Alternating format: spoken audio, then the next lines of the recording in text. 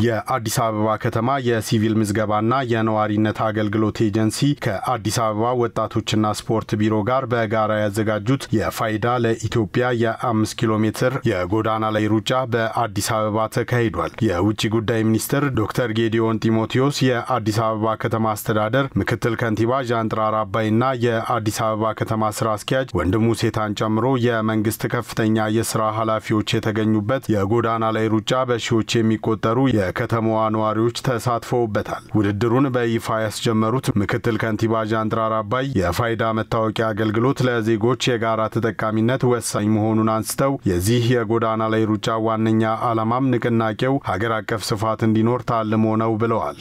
ፕሮግራም የተዘጋጀበት የፋይዳ መታወቂያን አገልግሎት ሀገር አቀፍ ስፋት እንዲኖርና ንቅናቄው ይህንንም በሌሎች አካባቢዎች ተግባራዊ እንዲደረግ ለማድረግ አንድ ምሳሌና ሞዴል ይሆናል በሚል ታሳቢ ተደርጎ የተዘጋጀ ስለሆነ በዚህ ጉዳይ ላይ ይመለከተናል፣ ያገባናል፣ እንደ ሀገር አብረን እንሮጣለን።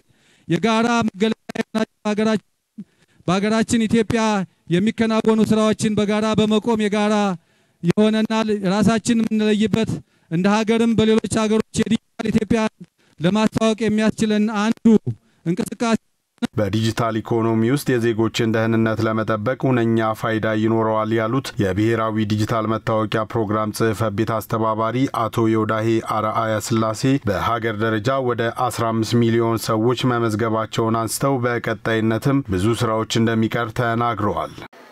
በሀገር ደረጃ 15 በቅርብ ነው ያለፍነው 15 ሚሊዮን ታርጌቱ ብዙ ነው። ቢያንስ በዚህ አመት እስከ ሰኔ እስከ ክረምቱ ድረስ ከ23 ሚሊዮን እንደዛ የመድረስ እቅድ አለ። አዲስ አበባ ከተማ አስተዳደር እስካሁን 5 ቢመዘገብም ብዙ መሄድ ይችላል። የዲጂታል ኢትዮጵያን እውን ለማድረግ የፋይዳ መታወቂያ ምዝገባ ወሳኝ መሆኑን የገለጹት የአዲስ አበባ ከተማ የሲቪል ምዝገባና የነዋሪነት አገልግሎት ኤጀንሲ ዋና ዳይሬክተር አቶ ዮናስ አለማየሁ በዚህ 2 ወር ብቻ በአዲስ አበባ በተሰራው ስራ ወደ 2 ሚሊዮን የሚጠጉ ዜጎች የፋይዳ መታወቂያ ምዝገባ ማድረጋቸውን አንስተዋል። አዲስ አበባ ተመዝጋቢ ወደ 5 ሚሊዮን የሚጠጋ ነው። በዚህ 4 ወር ውስጥ ደግሞ ባደረግነው ትብብር ቅንጅት ወደ 2.3 ሚሊዮን የሚጠጋ አዲስ ተመዝጋቢ መዝግበናል።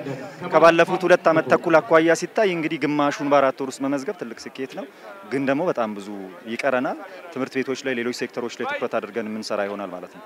የፋይዳ ለኢትዮጵያ የ5 ኪሎ ሜትር የጎዳና ላይ ሩጫ የፋይዳ መታወቂያን በተመለከተ ግንዛቤ ለማስጨበጥ ያለመ መሆኑን የጠቆሙት የአዲስ አበባ ከተማ ወጣቶችና ስፖርት ቢሮ ኃላፊ አቶ በላይ ደጀን በዚህም ከ25000 በላይ የመዲናዋ ነዋሪዎችና አትሌቶች በሁለቱም ጾታዎች መሳተፋቸውን ተናግረዋል። ስፖርቱን በተመለከተ ደግሞ የኛ ተቋም ኃላፊነቱን ወስዶ የሚተገብረው ነው የሚሆነው። ከዚህ አኳያ እንግዲህ ይዘነው አስቀምጠነው የነበረው ግብ ከ25000 በላይ የሚሆኑ የተለያዩ የህብረተሰብ ክፍሎች ይሳተፋሉ ብለን ነው የያዝነው።